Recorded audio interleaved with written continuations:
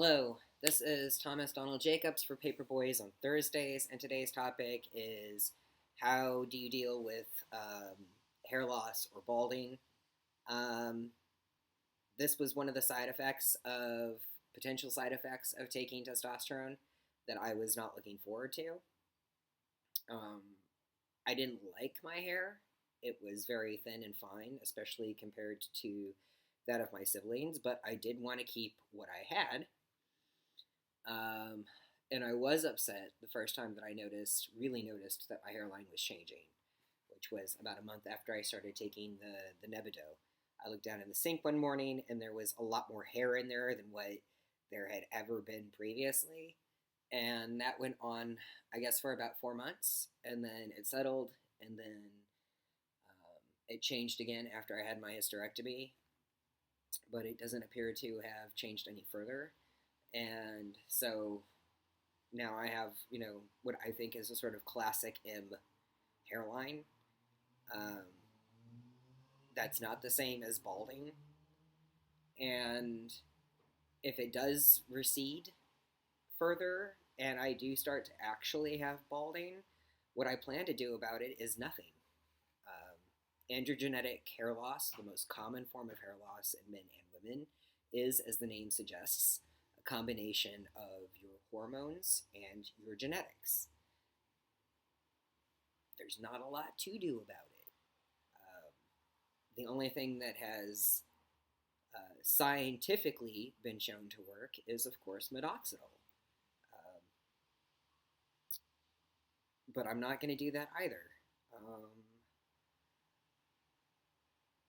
Minoxidil is not recommended for cisgender women, particularly those that are planning on having children, and therefore is not recommended for transgender guys or transmasculine individuals, particularly if they plan on going off testosterone at some point in order to have children, because it has been implicated in birth defects.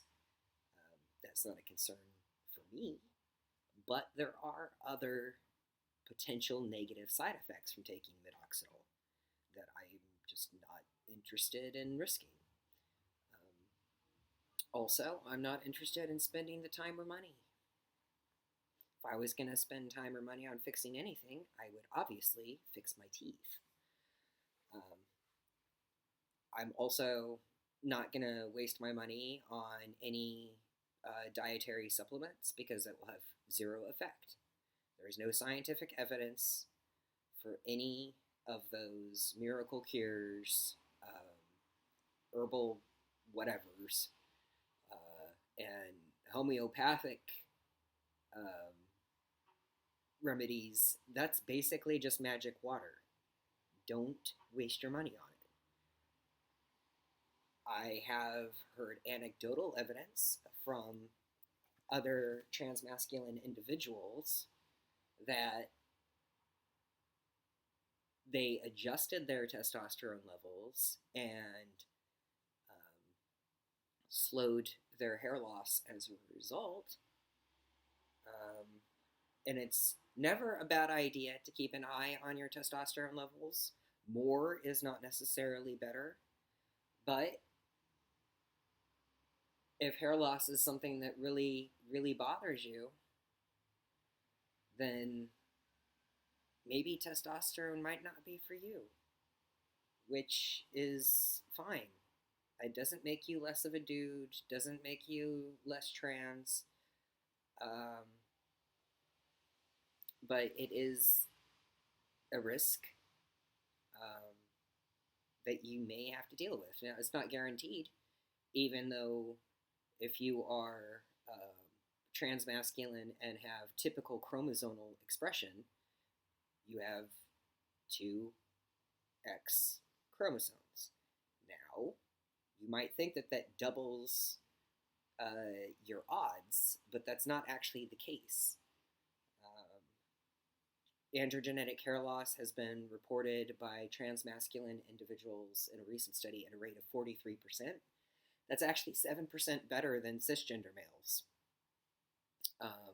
where rates are reported at 50%. So you don't necessarily have to worry about it more than other masculine people. It's just not a guarantee. And is it worth worrying about? I don't know. What people consider attractive, what people like in terms of hair and hairstyles, is very much a cultural thing and changes through time.